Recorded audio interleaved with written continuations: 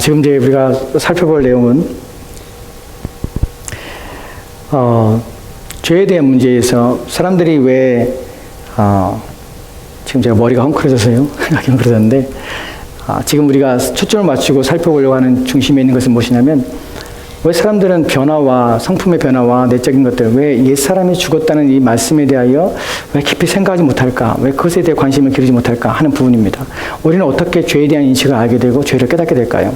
여러분, 죄를 어떻게 발견할 수 있습니까? 내가 어떻게 죄인이라는 것이 내 옛사람이 죽었지만 힘이 약해졌고 여전히 죄는 세력을 가지고 나를 지배하려고 할 때 나는 어떻게 그 죄에 대하여 죄를 느끼고 죄를 깨닫고 죄가 힘이 있어서 나를 지배하려고 있는구나. 여전히 그래서 나는 옛사람이 여전히 나를 지배하기 때문에 나는 옛사람을 벗어버리겠구나 하는 것을 인식할 수 있을까요? 어떻게 우리는 그런 생각을 가질 수 있을까요? 하는 부분입니다.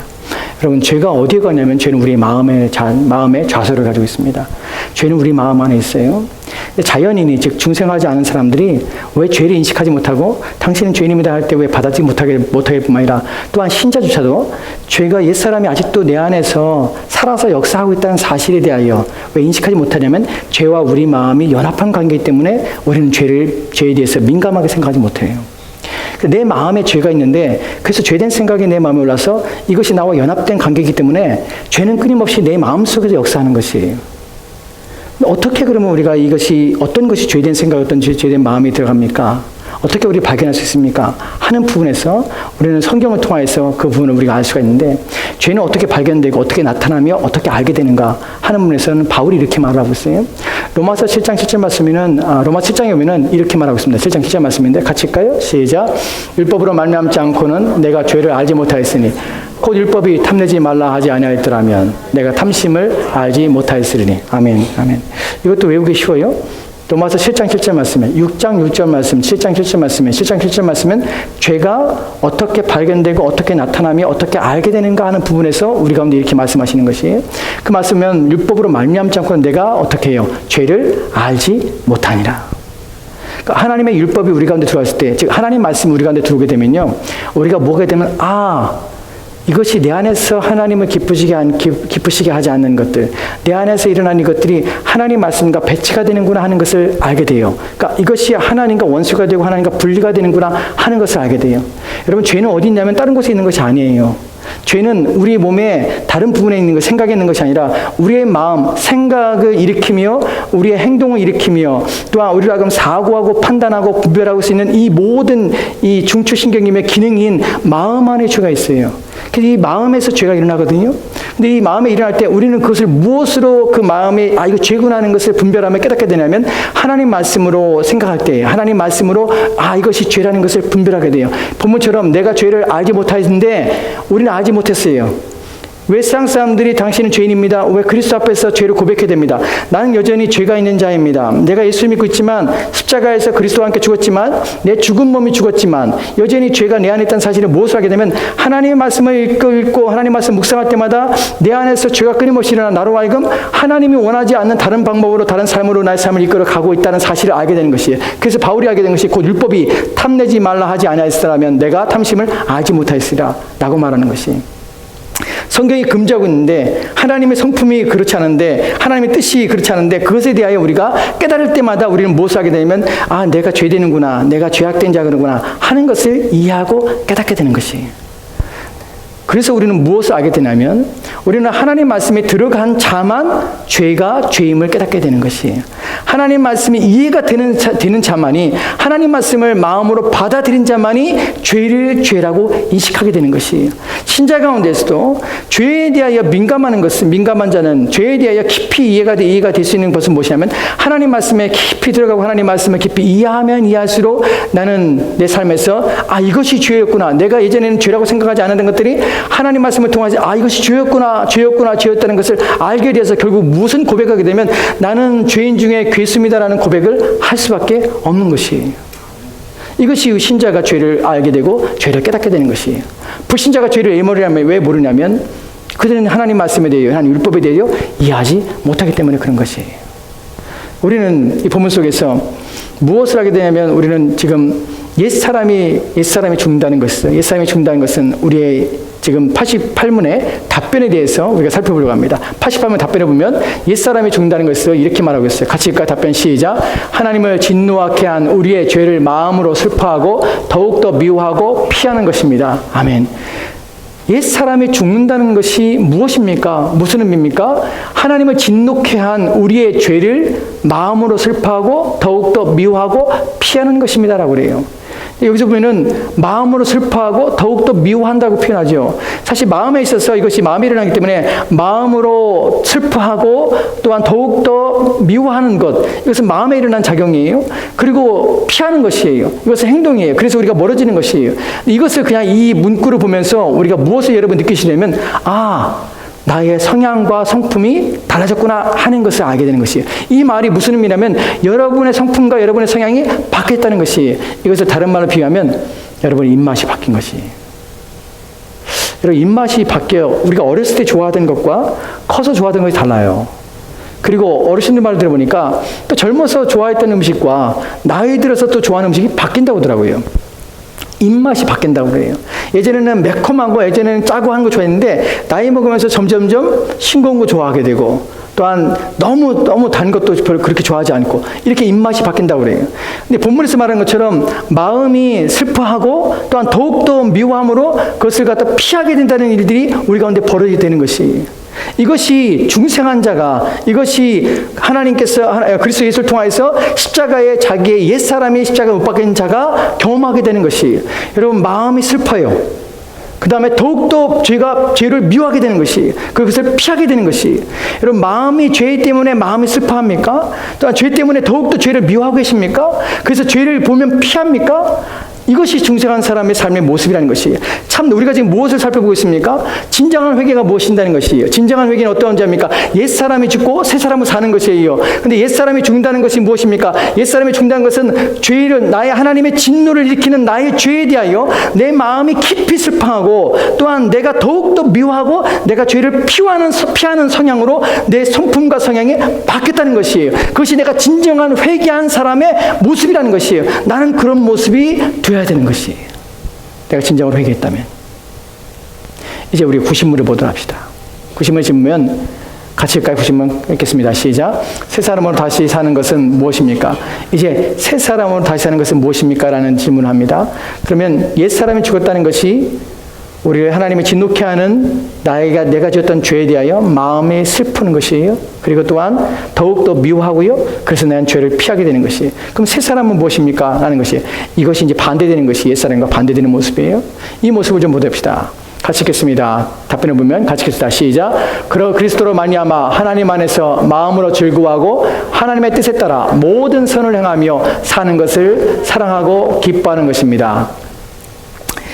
여러분 이 내용을 좀 주목해서 여러분들이 보실 필요가 있는데요.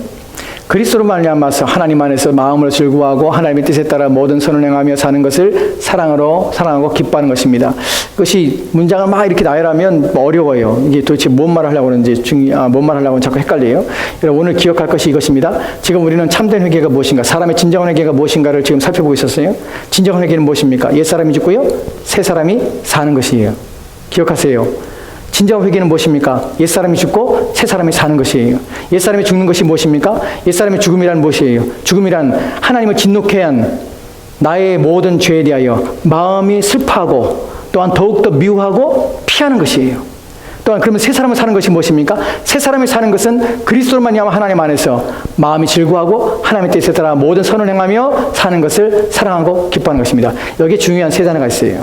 첫 번째가 뭐냐면 마음으로 즐거워하는 것이에요. 두 번째는요, 사랑하는 것이에요. 세 번째는요, 기뻐하는 것이에요.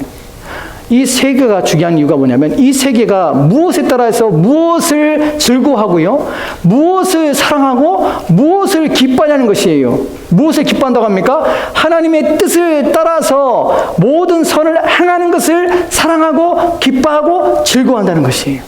무엇이 바뀐 것입니까? 그의 입맛이 바뀐 것이에요.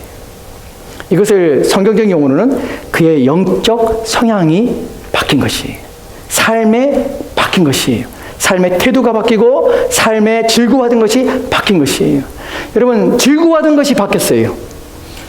그리고 기뻐하던 것이 바뀌었어요. 사랑하던 것이 바뀌었어요. 여러분 바뀐 것이 또한 슬퍼하는 것이 바뀌었어요. 또한 여러분 미워하는 것이 바뀌었어요. 예전에는 피하던 것이, 예전에는 좋아하던 것을 피하게 됐어요. 이것이 무엇이 바뀌냐면 성품이 바뀐다는 것이에요. 우리가 참된 회개가 가지고 있는 것이 중심에 뭐가 있냐면 그 사람의 성품과 인격과 그 사람의 내면의 영혼이 바뀐 것이에요. 바뀌어서 그 취향이 바뀌게 된 것이에요. 기호가 바뀐 것이에요. 좋아하던 것이 바뀐 것이에요. 사랑하는 것이 바뀐 것이에요. 참된 회개는 바뀐 것이, 내면이 바뀌어요. 여러분 무엇을 좋아하셨습니까? 이제는 돈을 많이 벌어서 그 돈으로 집을 사는 것이 좋았고요. 차를 바꾸는 것이 즐거웠고요.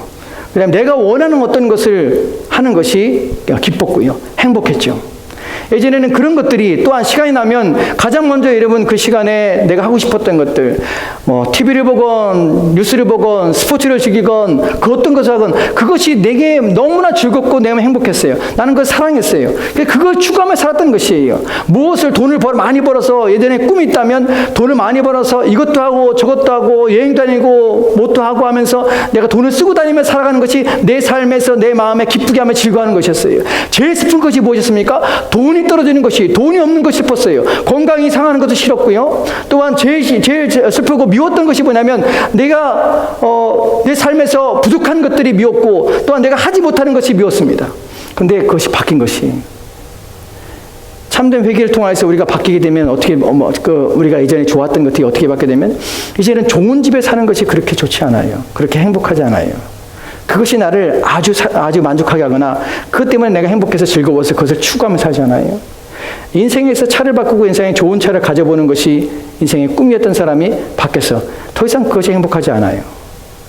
시간이 나오면 드라마를 보거나 또는 쉬거나 또는 쇼핑하거나 또는 마음의 육체의 즐거움을 위해서 여러 가지 쾌락을 쫓아다녔던 사람들이 행복하지 않아요. 여러분 그것을 안 한다는 말이 아니에요. 그것을 하더라도 그는 그 행복이, 그것을 통해서 추구하는 그 얻어지는 기쁨이 없다는 것이에요. 그래서 하고 싶지 않아요. 왜 그럴까요? 맛이 바뀐 것이. 예전에는요, 내가 슬퍼하던 것이 이제는 괜찮아요. 어렵고 힘들지만 그것이 괜찮아요. 참을 수 있고 또 인내할 수 있어요. 그리고 인내해야 되면 깨달아요. 그리고 미워하던 것이 이전에는 미워했어요. 하나님 믿고 기도하며 신앙생활하며 내 삶의 부분을 떼어내서 다른 일에 쓰는 것, 나를 위해서가 아니라 다른 곳에 쓰는 것, 하나님을 위해서나 또한 신앙을 위해서 내 삶을, 믿음의 생활을 위해서 쓰던 모든 것들이 이제 바뀌었어요. 그래서 그것이 즐겁고 사랑하고 기뻐하게 되는 것이에요. 이것이 참된 회개가 가지고 있는 우리의 삶의 모습입니다. 여러분 참된 삶은 여러분의 성향을 바꾸고 또한 여러분의 내면을 바꿔서 취향을 완전히 다른 사람으로 바뀌게 되는 것이에요. 그래서 우리를 성경에서는 새 사람이라고 합니다. 참된 회개는 새 사람의 삶의 모습을 드러나게 하는 것이에요. 저와 여러분이 참된 회개를 했다면 우리 안에 이런 성향들이 생겨났습니다. 그 생겨난 그 성향들을 따라서 우리는 예전에 좋아하는 것이 옛 자아가 좋아하던 것이 아니라 새 자아가 좋아하는 것을 취향을 쫓아서 살아야 하는 것이에요. 그래서 하나님의 뜻을 사랑하고 그것을 마음에 즐거운 것이에요. 우리가 인내하는 것들이 이제 인내가 되고 견디는 것이 견디는 것이 되고 또한 우리가 손해보는 것이 손해가 봐지고 왜냐하면 그것이 하나님의 뜻이고 또한 그것이 선을 향하는 일이기 때문에 내 마음에 그것이 기쁘게 되는 것이에요. 그것이 즐거움을 삼고 살아가는 것이에요. 그래서 우리는 이것을 영의 양식으로 삼고 하나님의 일을 우리의 일을 우리의 영의 양식으로 삼고 그 일을 감사함으로 살게 되는 것입니다. 이것이 참된 회개의 모습인 것이. 누군가 회개했습니까? 라고 말할 때 나는 예수 그리스도 통하여서 나는 회개했고 나는 죄사함 받았습니다. 나고 그치는 것이 아니라 그 사람의 인격과 그 사람의 내면의 취향이 바뀌어서 이제는 자기 자아를 위해 살았던 사람들이 이제는 하나님을 위하여 삶으로 말미암아서 그의 인생이 바뀐 것 통하여서 나는 이런 삶 때문에 나는 이것 통하여서 내 삶의 이런 모습을 보니까 내 취향이 바뀌고 내 성품이 바뀌고 그래서 내가 좋아하는 것과 내가 사랑하는 것, 기뻐하던 것이 이제 바뀜을 통하여서 나는 무엇을 알게 됐냐면 내가 이제 참된 회개를 하였구나 하는 것을 이제야 깨달았고 나는 옛 자아가 점점 죽어가는 것을 이제야 확신하게 되었습니다라고 고백할 수가 있게 되는 것이에요. 저와 여러분 이런 고백을 했으면 좋겠습니다. 이렇게 취향이 바뀐 삶으로 저와 여러분의 삶들을 살았으면 좋겠습니다. 하나님의 뜻이 또 하나님의 말씀에 따라 살아서 선을 행하는 것을 즐거워하시기 바랍니다. 같이 기도합시다.